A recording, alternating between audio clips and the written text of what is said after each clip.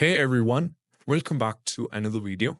And in this video, I'm going to talk about how to enable announce call on your iPhone, which means when someone is calling you, they're going to announce the name on the caller ID and how to do this on your iPhone. So let's get started. So the first one, just go over here in the settings. Now from here, you have to scroll down and you have to navigate to apps. At the bottom, you can see apps. Tap on the apps. Now from here, scroll down and you have to navigate to phone. Keep scrolling down and navigate to phone. Tap on the phone.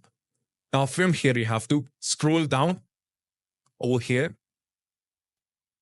Sorry, don't scroll down. You have to go over here.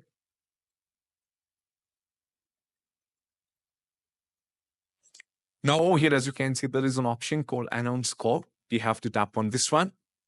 And it has been never into setting or never by default. So you have to change this to always.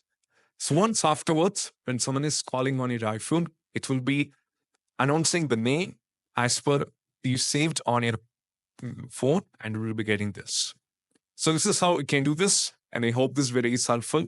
And if you find this video helpful, don't forget to subscribe and click on the bell icon for more of these kind of videos. That's it. Bye.